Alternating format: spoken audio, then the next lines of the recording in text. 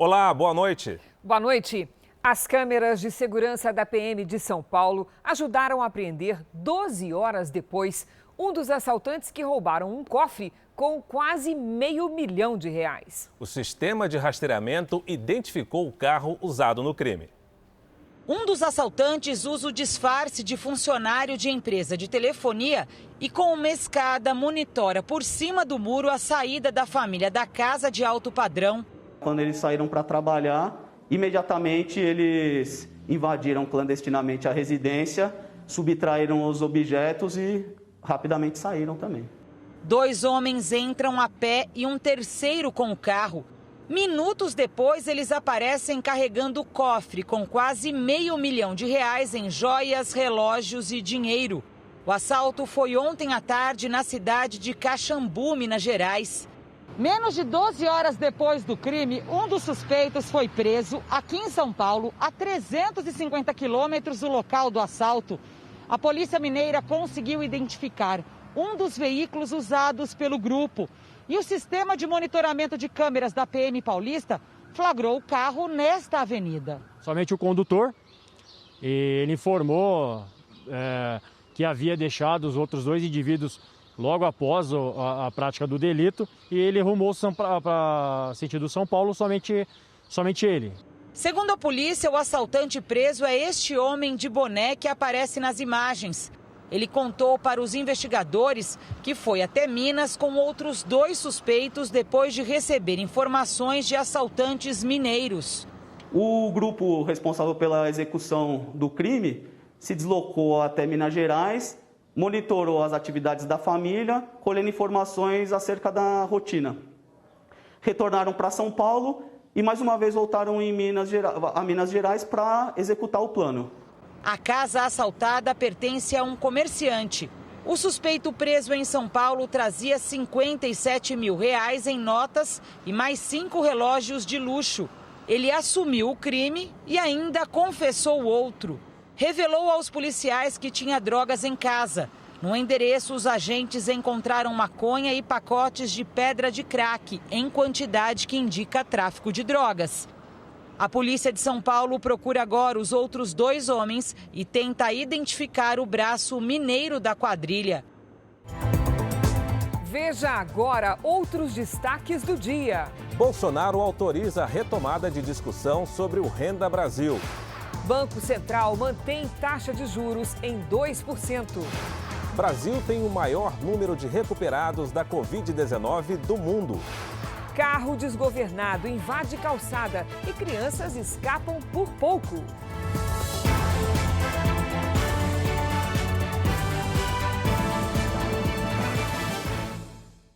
Oferecimento Bradesco. Abra sua conta sem tarifa pelo app.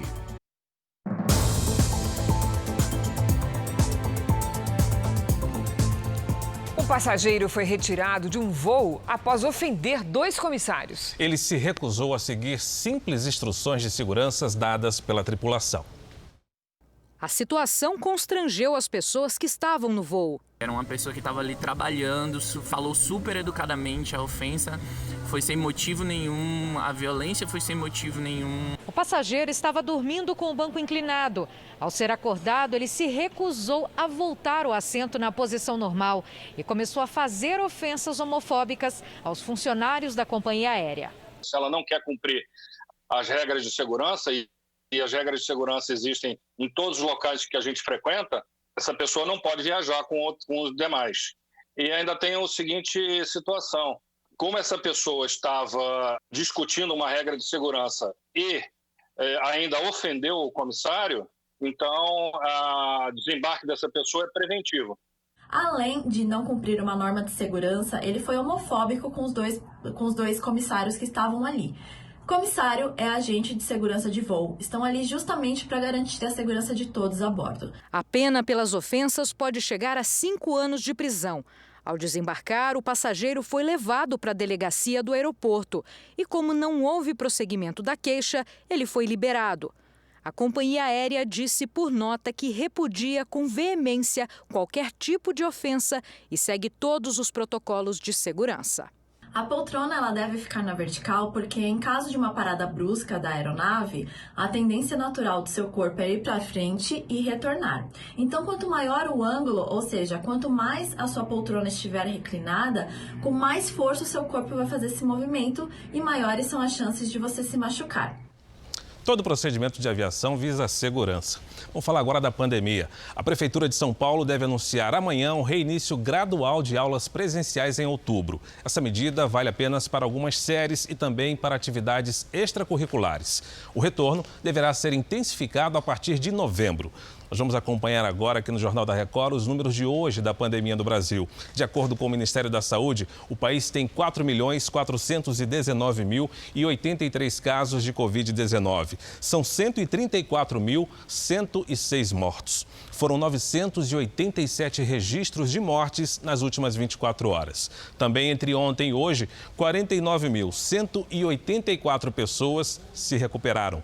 No total, já são 3.720.312 pacientes curados e 564.665 seguem em acompanhamento. O Brasil é o país com o maior número de recuperados da Covid-19. São mais de 3.700.000 pessoas dos 4 milhões de casos confirmados. Taxa que também é 10 pontos percentuais maior do que a média mundial. Cíntia foi diagnosticada com o Covid-19 no fim do mês de março. A partir daí, a saúde dela só piorou.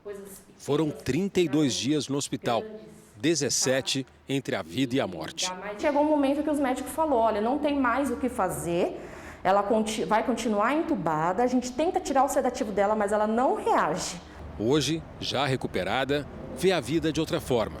Os planos para o futuro, além da nova casa, também trazem o que para ela era inesperado. Um terceiro filho está a caminho. É um presente, é um milagre, porque assim, por tudo que eu passei, Deus me deu a vida, devolveu a vida. Mas Ele também me deu a chance. Ele me deu a chance de eu criar uma outra vida, de ter uma outra vida sobre os meus cuidados. Não é fácil. Quem disse que seria fácil? Já Dona Conceição, de 69 anos, começou a sentir alguns sintomas quando passava uma temporada na praia. Achou que fosse uma gripe, mas longe disso. A idosa, que não tem comorbidades, ficou internada 58 dias, 22 deles entubada. Cada passada, a mão no cabelo, cada gesto de carinho, tudo foi importante. Hoje, ela deixou esse hospital em São Caetano do Sul, na região metropolitana de São Paulo, com uma certeza. Para minha casa, respirar o ar do interior. Não quero saber de praia tão cedo.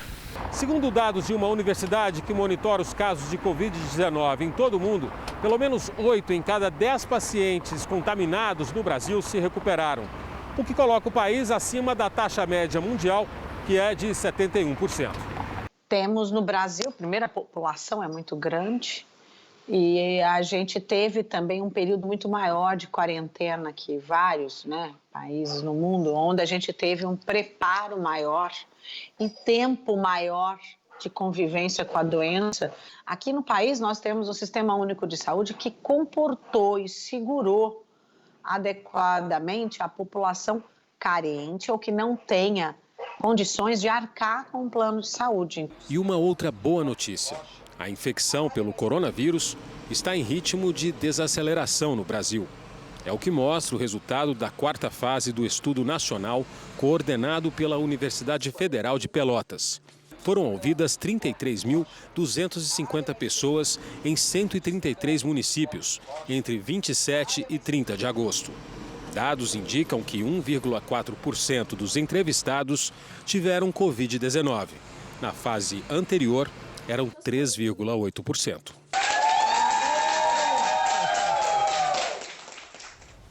E o governo de Donald Trump já estabeleceu uma estratégia para entregar o mais rápido possível doses gratuitas da vacina contra a Covid-19 ao povo americano. A correspondente nos Estados Unidos, Evelyn Bastos, tem informações e daqui a pouquinho traz mais detalhes para você. Cris Lemos.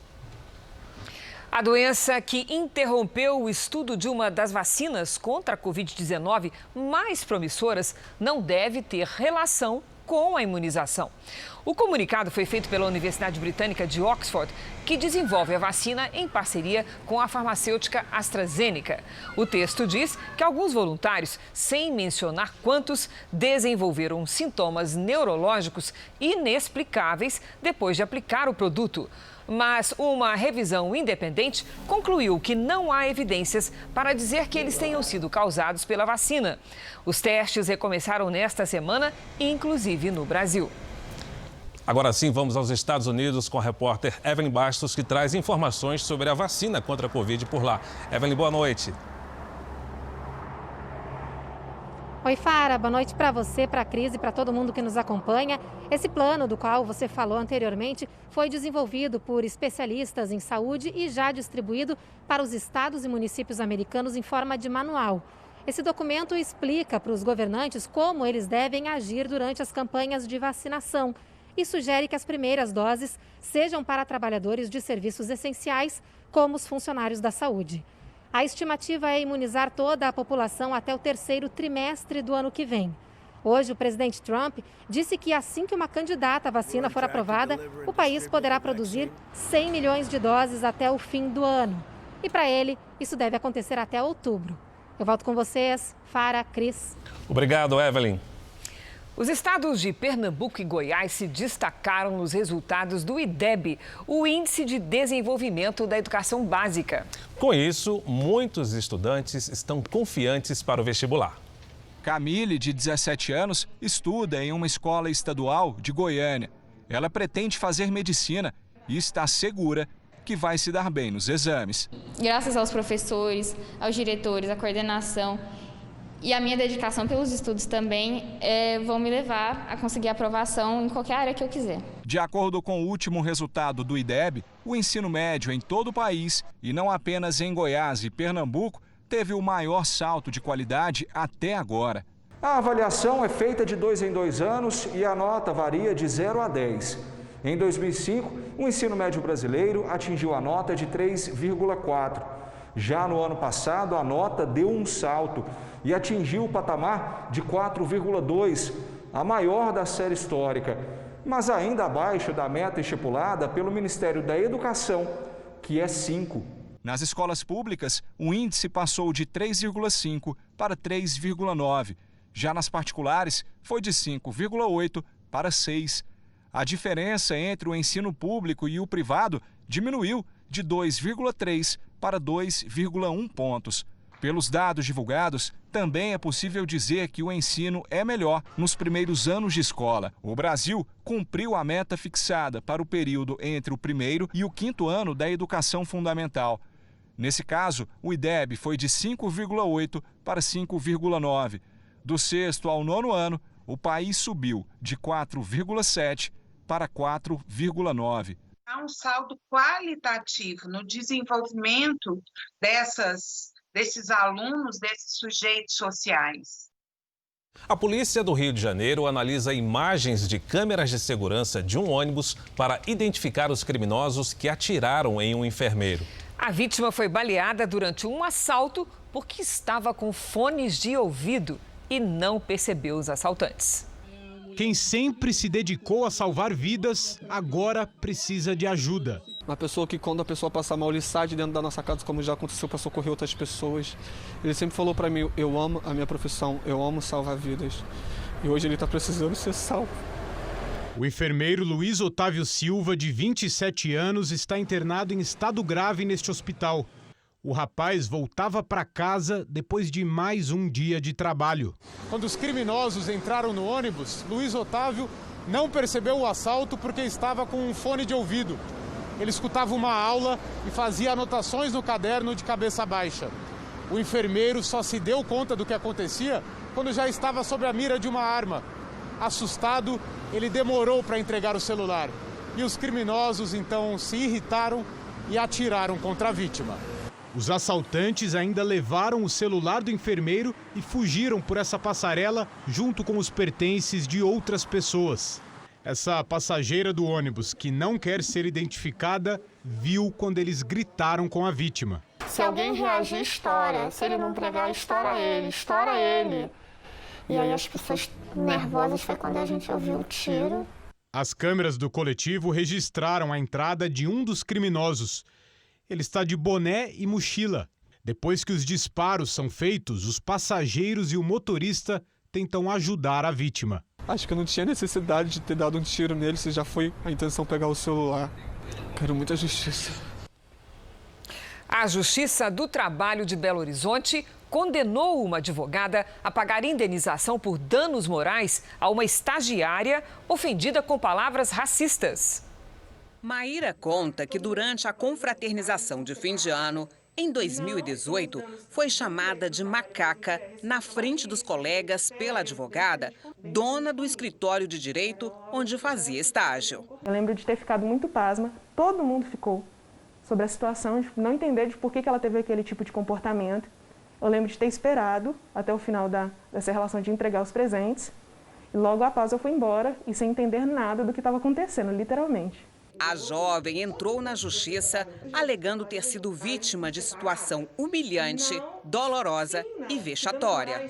A advogada acabou condenada por danos morais e terá que indenizar Maíra em R$6 mil. Como o estágio só foi formalizado 4 meses depois do início, a Justiça do Trabalho também reconheceu vínculo empregatício por todo o período da prestação do serviço. Na sentença, a juíza diz que, ainda que o fato tenha ocorrido em uma festividade, foi entre todas as pessoas do ambiente de trabalho e teve como protagonista a chefe da reclamante. Para a magistrada, a formalização tardia não basta para caracterizar o estágio e era uma forma de utilização de mão de obra de menor custo. Este especialista explica que, desde 2004, a Constituição permite o julgamento de ações por danos morais na Justiça do Trabalho. A Constituição passou a inserir no rol de competências da Justiça do Trabalho a apreciação de danos extrapatrimoniais, o dano moral, o dano à honra subjetiva da pessoa, desde que decorrentes da relação de emprego. Maíra espera que a vitória sirva de exemplo para que outras pessoas não se calem. Espero que esse tipo de atitude seja exemplo para dentro da minha família, que já sofria com isso e sofre sempre, e principalmente para as pessoas que estão próximas a mim, sabe? Isso para mim é muito mais importante. A advogada condenada a pagar a indenização não quis falar com a reportagem. Já o advogado de defesa afirmou que ela usou o termo macaquice e não macaca para dizer que Maíra seria alegre, divertida e engraçada. E, diante da acusação, fez representação criminal contra a reclamante pela falsa imputação de injúria racial. O atacante Neymar, do Paris Saint-Germain, foi punido com 2 jogos de suspensão por agredir o adversário que ele acusou de racismo. No final de semana, o brasileiro deu um tapa na cabeça do zagueiro espanhol Álvaro González. No bate-boca, Neymar acusou o jogador de uma suposta ofensa racista. A comissão disciplinar da Liga de Futebol Profissional da França também abriu investigação contra o zagueiro. Veja a seguir, presidente da Câmara, Rodrigo Maia, testa positivo para a Covid-19. E também, governo anuncia ajuda financeira para combater os incêndios no Pantanal.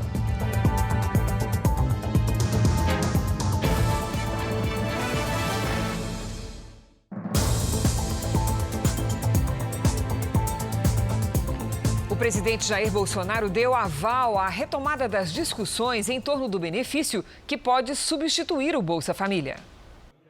A reviravolta em torno do Renda Brasil começou a ser costurada em conversas que o presidente teve com o ministro Paulo Guedes e aliados. Reservadamente, Jair Bolsonaro já fala que não desistiu e ainda quer a criação de um novo programa social para substituir o Bolsa Família. O governo estuda formas de financiar o Renda Brasil, mas deve deixar que a discussão ocorra no Congresso. Atualmente, cerca de 14 milhões de famílias recebem o Bolsa Família e com os vulneráveis identificados durante o pagamento do auxílio emergencial, a estimativa é que mais 6 milhões de famílias sejam incluídas no Renda Brasil. Para fechar essa conta, será preciso mais recursos. Eu estou autorizado pelo presidente, ele me deu o sinal verde e a partir de agora eu vou conversar com os líderes do governo, no Senado e na Câmara, conversar com a equipe econômica, mas a semana que vem a ideia é apresentar um relatório que tenha as PECs e também a criação desse programa. O relator do orçamento e da proposta de pacto federativo também esteve no Ministério da Economia para uma conversa com o ministro Paulo Guedes. Os dois já têm uma aproximação por causa da proposta que discute a desvinculação e a desindexação de verbas públicas. O tema é o que Guedes chama de reforma do Estado.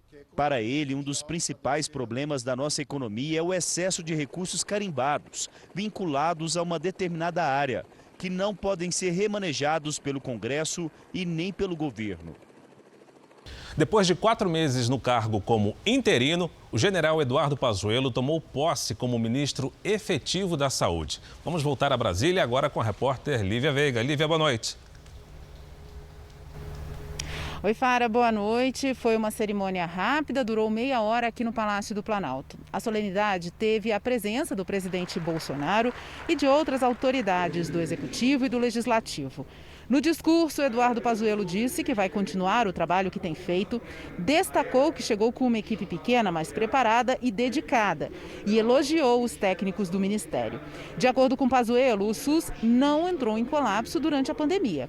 Ele afirmou ainda que o governo trabalha para ter acesso a uma vacina assim que um produto for aprovado. Já Bolsonaro defendeu de novo o uso da cloroquina no tratamento contra o coronavírus. De Brasília, Lívia Veiga. Obrigado, Lívia. O Comitê de Política Monetária do Banco Central, o Copom, manteve a taxa básica de juros da economia em 2%. A decisão interrompe uma série de 9 cortes seguidos e já era esperada pelo mercado financeiro. E a Fundação Getúlio Vargas apontou o crescimento do Produto Interno Bruto, o PIB, de 2,4% em julho em relação a junho. Comparando julho do ano passado, houve queda de 6,1%. O presidente da Câmara dos Deputados, Rodrigo Maia, está com a Covid-19. Maia está com sintomas leves da doença e vai ficar em isolamento. Com ele, todas as principais autoridades do país, os chefes dos 3 poderes, já tiveram ou têm a doença. Jair Bolsonaro e Davi Alcolumbre estão curados. O presidente do Supremo Tribunal Federal, Luiz Fux, também está em isolamento com poucos sintomas. Veja a seguir, carro invade calçada e crianças escapam por pouco. E também a aposentada que passeia com cobras de estimação pelas ruas de Belo Horizonte.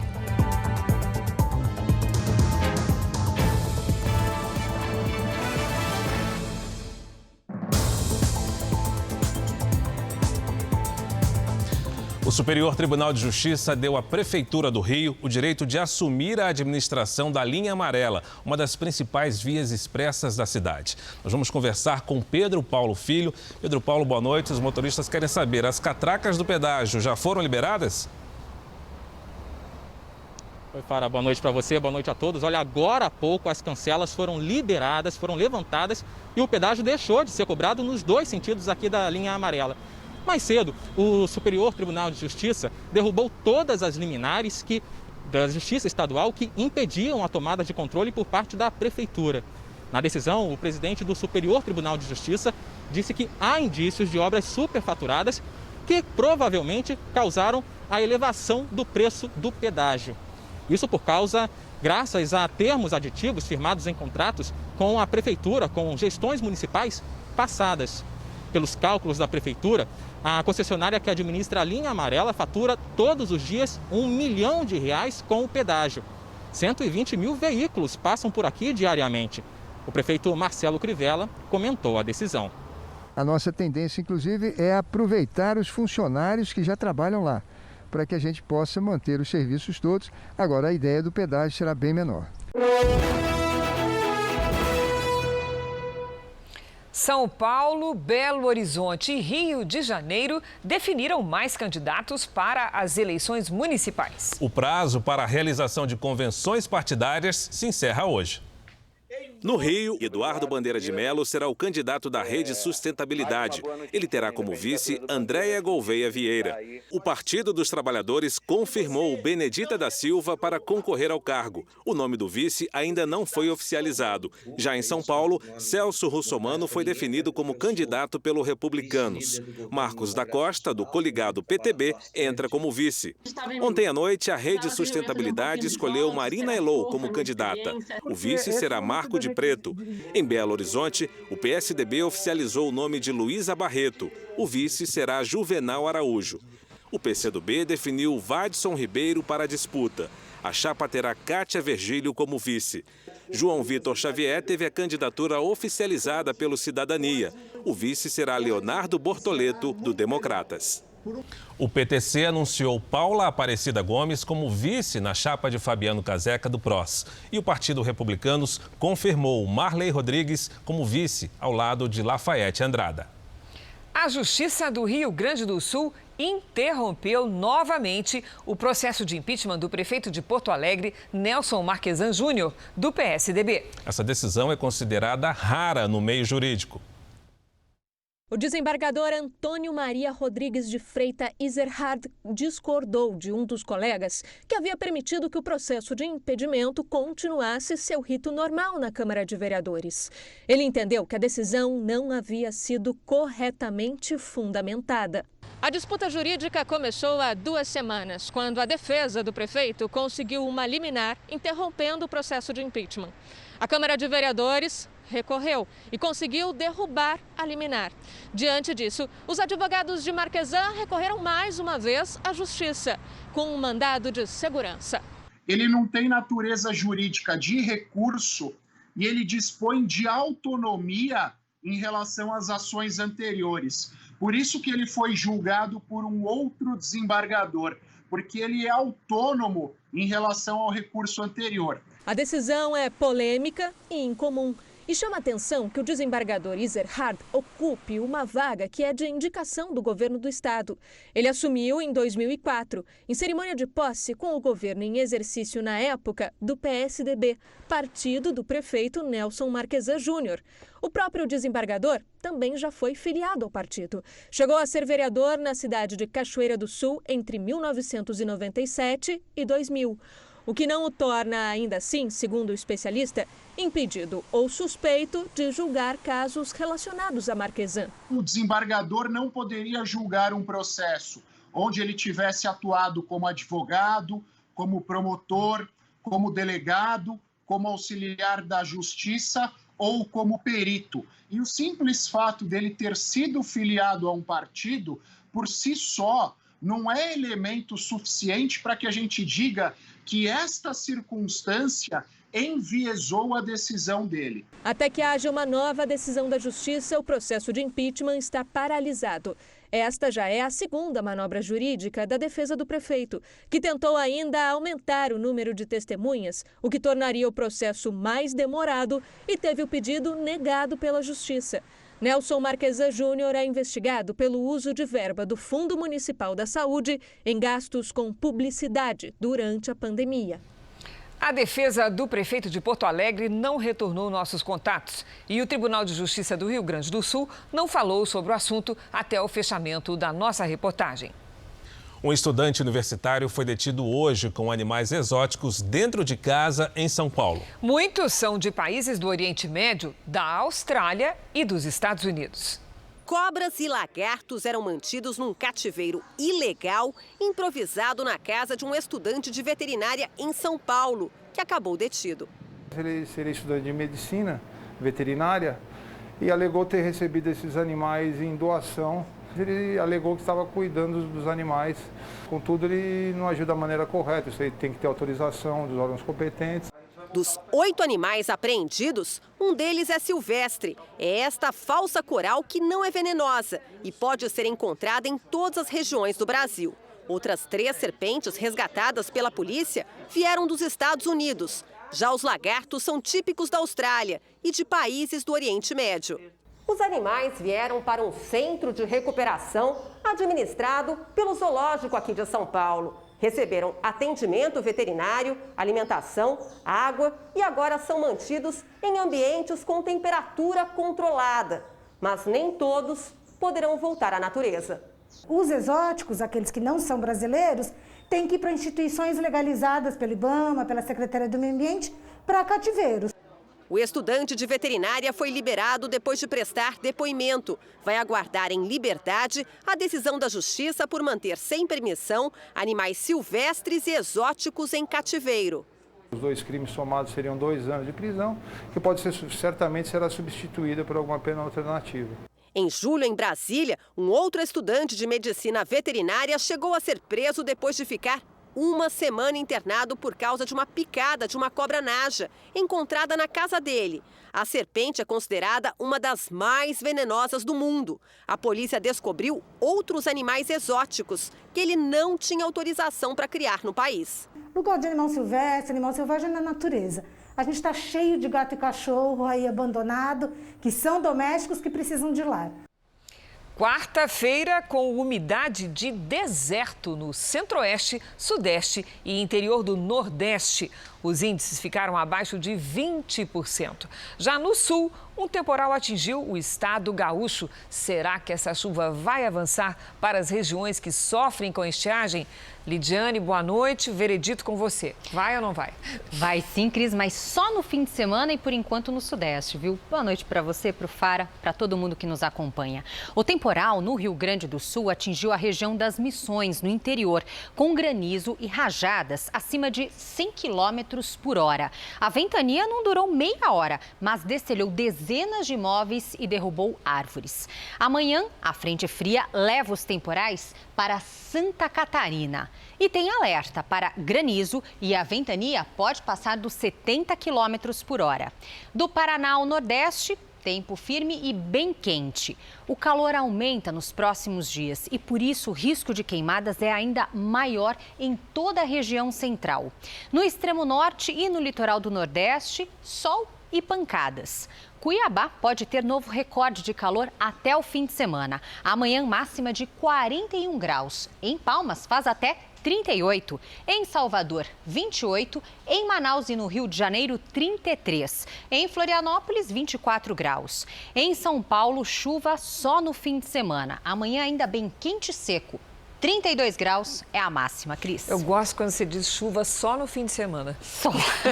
Obrigada, Lídia. Até amanhã. E o governo federal liberou hoje 10 milhões de reais ao estado de Mato Grosso para ajudar no combate aos incêndios no Pantanal.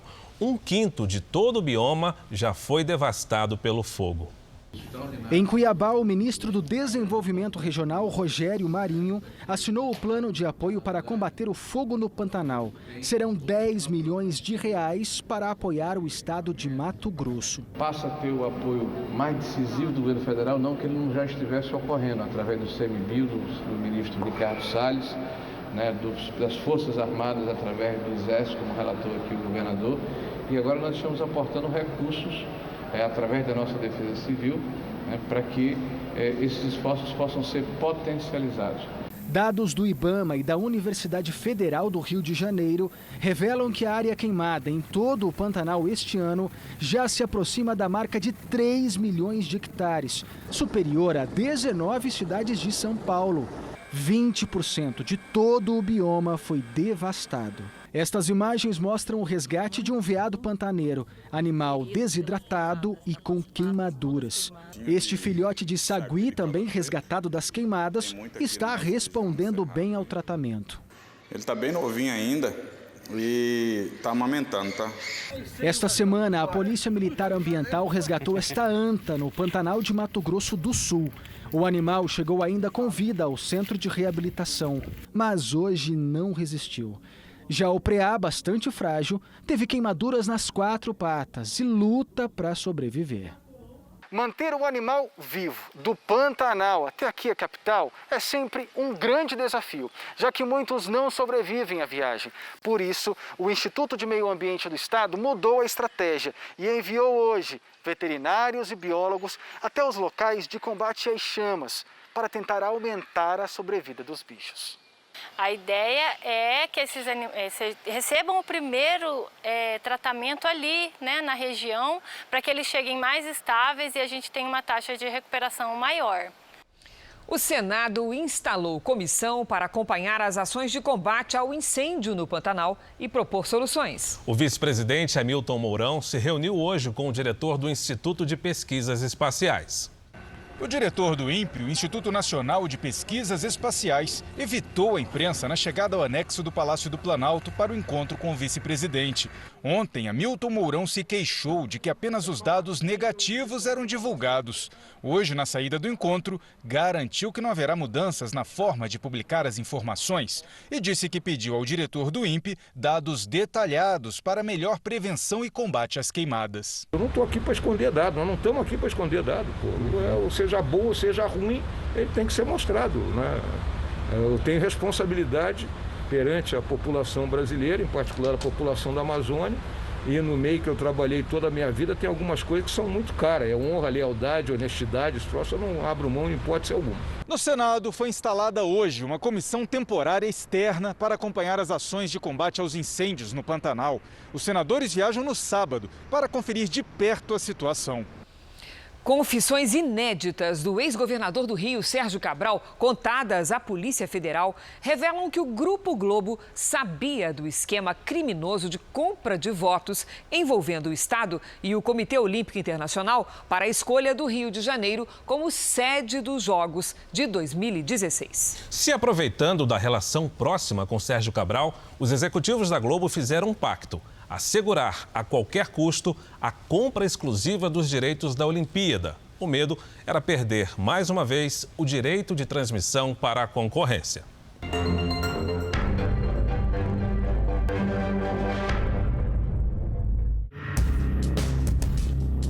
Por trás de um dos maiores esquemas de corrupção do esporte olímpico, a ganância de um império da comunicação. O Grupo Globo teria se beneficiado de informações privilegiadas sobre a compra de votos que garantiu o Rio de Janeiro como sede das Olimpíadas em 2016. São revelações do ex-governador Sérgio Cabral, condenado a quase 300 anos de prisão em 14 processos da Operação Lava Jato. Ele é apontado como o líder de uma organização criminosa que teria desviado bilhões de reais dos cofres públicos do Estado. E ao longo de anos, Cabral manteve estreita relação de amizade com Roberto Irineu e João Roberto Marinho, os irmãos que comandam os negócios da Globo. As fotos são de um evento do grupo Globosat, onde todos aparecem bem à vontade. O Jornal da Record teve acesso com exclusividade às informações que Sérgio Cabral passou à Polícia Federal. Nos próximos meses, o ex-governador promete entregar outras provas e dar mais detalhes sobre como o Grupo Globo teria se beneficiado do esquema de corrupção que envolveu o governo do Estado e o Comitê Olímpico Internacional. Um escândalo que manchou a escolha do Rio como sede dos Jogos. Uma história que começa em 2005. Pela primeira vez, a TV Globo, em crise financeira, perdia para a Record TV o direito de transmitir as Olimpíadas de 2012 em Londres. O valor de cerca de 11 milhões de reais oferecido pela emissora carioca foi coberto pela concorrente paulistana. Pela nova delação do ex-governador, 4 anos depois, ele foi procurado por João Roberto Marinho. O executivo da Globo teria confessado a Cabral o receio de que a emissora também ficasse de fora da transmissão dos Jogos Olímpicos de 2016. O encontro teria acontecido no Palácio Guanabara em agosto daquele ano. Segundo o ex-governador, Marinho queria saber quais eram as reais chances do Rio de Janeiro na disputa para sediar as Olimpíadas.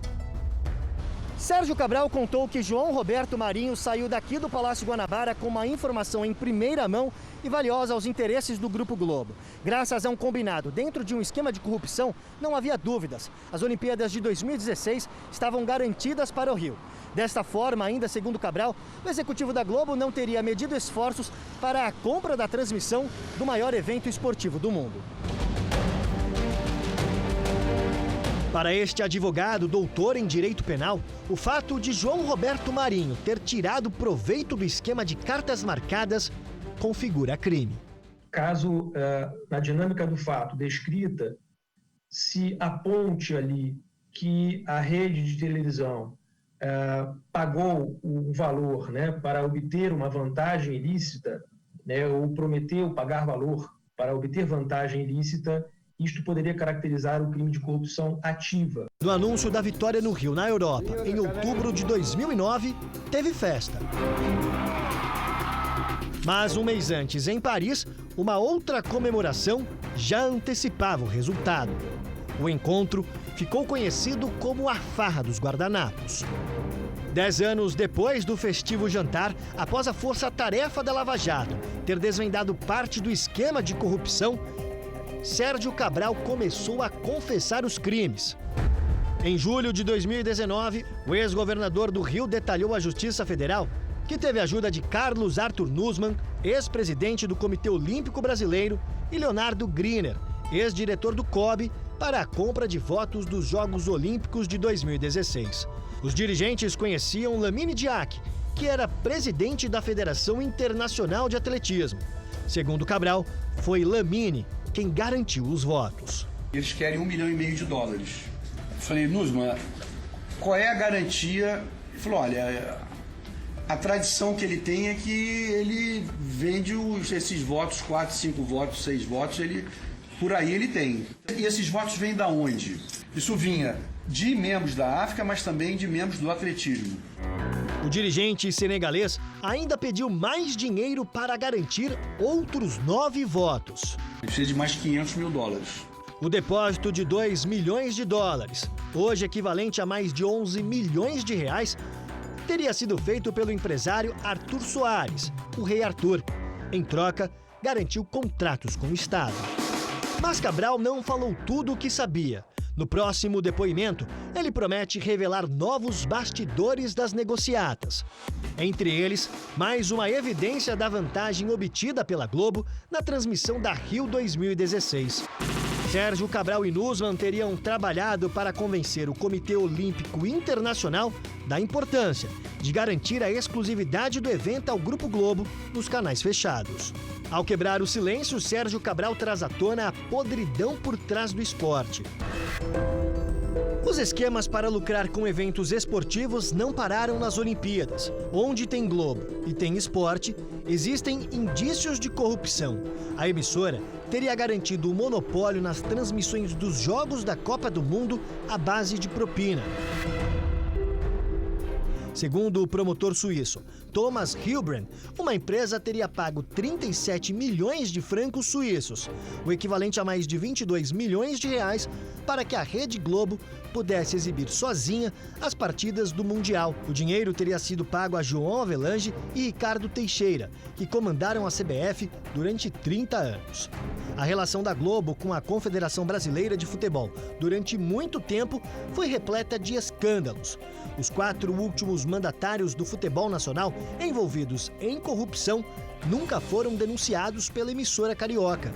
E tem mais na Copa Libertadores. José Ávila, sócio da Globo e dono da maior afiliada da rede da família Marinho, admitiu o pagamento de propina para ter os direitos das transmissões das partidas entre 1987 e 1995.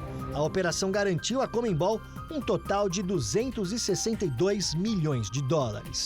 O prometido legado olímpico hoje se resume ao abandono.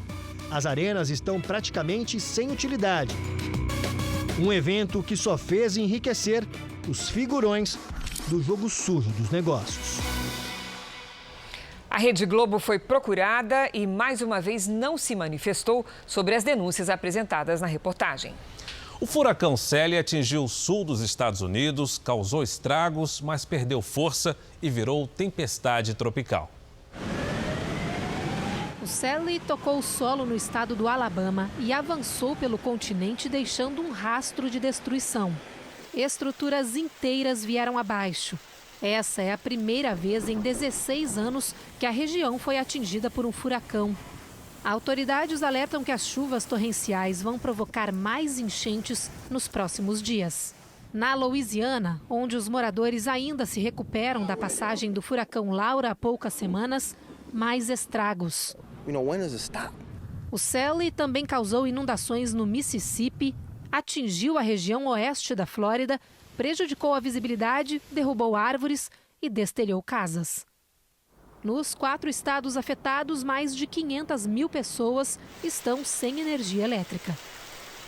Segundo o Centro Nacional de Furacões, o fenômeno perdeu força e virou tempestade tropical, mas ainda vai causar danos ao cruzar o país e voltar ao oceano, onde novas tempestades estão se formando. Pela segunda vez na história dos Estados Unidos, 5 tempestades se formaram ao mesmo tempo no Atlântico. Uma delas, Ted, ganhou força nas últimas 24 horas e virou furacão. Mas, segundo os especialistas, ainda é cedo para determinar se os Estados Unidos também estão na rota do Ted. 2 crianças escaparam por pouco de um carro desgovernado na Turquia. O acidente foi registrado pelas câmeras de vigilância. O carro invade a calçada em alta velocidade e quase atinge o carrinho de bebê e uma criança do lado de fora de uma loja. A rua de comércio popular é uma das mais movimentadas da região. Nesta outra imagem de dentro da loja, a câmera mostra o momento em que o carro invade o local. 3 pessoas ficaram feridas. Agora de volta ao Brasil. Uma mulher ficou conhecida essa semana depois que o vídeo dela com um animal de estimação viralizou na internet. E se você estiver se perguntando por que algo tão rotineiro chamou tanto a atenção, é que o bichinho de estimação é simplesmente uma cobra. Toda vez que a Mônica sai para passear com o mascote, é assim. Você já reparou? Ela carrega uma jiboia. Fiquem querendo pegar, tirar foto. Tio Patinhas é uma jiboia arco-íris do Cerrado. Tem 8 anos, 1,50 m e 2 quilos. O Vanderlei foi logo fazendo amizade. Para mim é um bicho inofensivo. A cobra só vai te morder se você atacá-la, se você mexer com ela ou pisar nela. A Mônica ficou famosa depois que esse vídeo viralizou nas redes sociais. Ela tira a cobra da bolsa no centro de Belo Horizonte, coloca na grama e fica observando. A aposentada conta que onde vai, leva tio Patinhas junto. Vou em shopping, vou fazer lanche, vou na igreja. Cinema, eu ponho na bolsa, ponho a cabecinha dela e ela vê o filme. Mônica cria outras 2 cobras em um apartamento na capital. Apesar do tamanho, elas não têm veneno, possuem dieta balanceada e também assistem à televisão. Elas assistem novela da Record.